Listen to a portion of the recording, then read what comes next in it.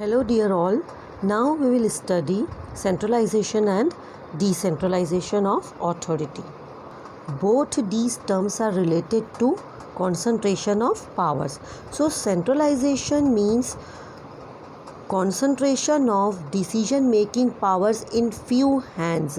That means all powers of taking decisions remain with top level management, and employees at other levels are to implement just these decisions.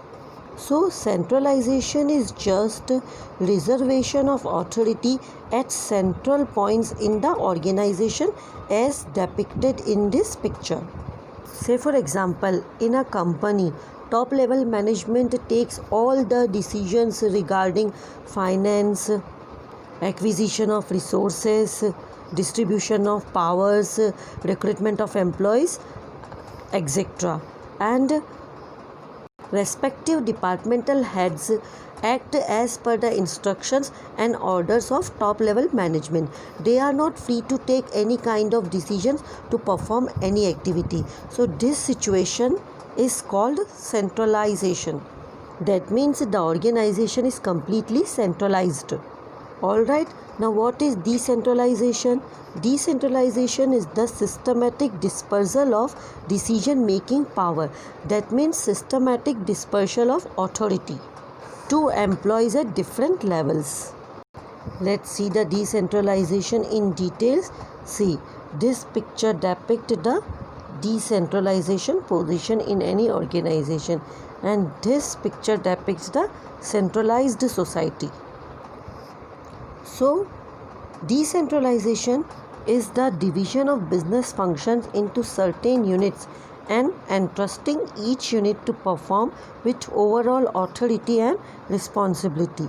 It implies reservation of some authority with the top level management and transferring rest of the authority to the lower level of organization. That means any organization cannot completely exercise decentralization. Manager must have to keep some authority with them, like to take crucial decisions regarding the organizational structure, but rest authorities are issued to the subordinates on different levels. This empowers lower levels to take decisions regarding problems faced by them without having to go to the upper levels, which helps to promote initiative and creativity throughout the organization and improves motivation. And obviously, it helps to reduce the workload of top level management. So sometimes company follows a mixed policy of centralization and decentralization. They keep important decisions making power with them and issue rest of the authority only. So according to Allen, decentralization refers to systematic efforts to delegate to the lower level all authority except the one which can be exercised at central points. Students point to be noted that decentralization is suitable for large scale organizations. Now we will see delegation or decentralization. First, we will see the relationship between delegation and decentralization, as delegation is the issuing of authority by superior to his subordinates to accomplish a particular task. Decentralization is the extension of delegation, so it is wider in scope. Decentralization involves systematic distribution of authority throughout the organization. In delegation, authority is multiplied by 2. However, in decentralization, authority is multiplied as many as authority is shared between different superiors and subordinates at all levels of management. So, without delegation, decentralization is not possible. Delegation is more important than decentralization because delegation is necessary, whereas decentralization is optional, depend upon the nature and objects of the organizational activities. Delegation of authority is essential for creating organization structure and managerial hierarchy. It is very essential for smooth functioning of a business because any manager, no matter how capable he is, can't perform all the functions on his own. He has to share the authority and responsibility with his subordinates. So, organizing without delegation has no meaning.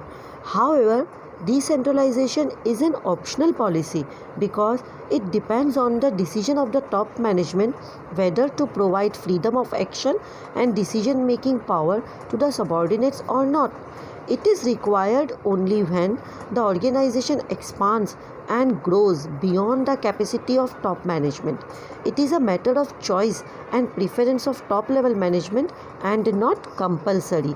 That means decentralization is not compulsory, it is the choice of management whether they have to transfer authority at different levels or not. Now see the difference between delegation and decentralization. So delegation is compulsory act but decentralization is optional. In delegation, less freedom is given to the subordinates by superiors. In decentralization, more freedom of action is given by the superior to subordinates. Its status is it is a process of sharing task and authority, but decentralization is the result of policy decisions taken by top level management. Its scope is narrow as it is confined to superior and his immediate subordinate. Its scope is wide as it is the extension of delegation that authority is multiplied to many. Purpose: it reduced the burden of manager. The purpose of decentralization is to increase the role and the autonomy of lower level of management. Now let's see the importance of decentralization. So number 1, it develops initiative amongst subordinates. Decentralization involves systematic delegation of authority from top level management to the lower level managers. So it helps to promote confidence because the subordinates are given freedom to take their own decisions. Number 2, quick and better decisions. Executives with decentralized authority are fully authorized to take operative decisions without any interference of the superiors and without any pre-consultation. So, the burden of managerial decisions does not lie in the hands of few individuals but gets divided among various persons, which helps them to take better and quick decisions. Next one is relieves the top executives from excess workload. In a decentralized organization, the top executives are not overburdened by the problems and complexities of administrative details. The daily managerial works are assigned to the subordinates, which leaves enough time with the superiors, which they can utilize in developing new strategies. Next one is managerial development. It means giving authority to the subordinates up to the lower level to take decisions regarding their work. In this way, the opportunity to take decisions helps in the development of the organization. Next one is better control. With the decentralization, the span of control will be effective.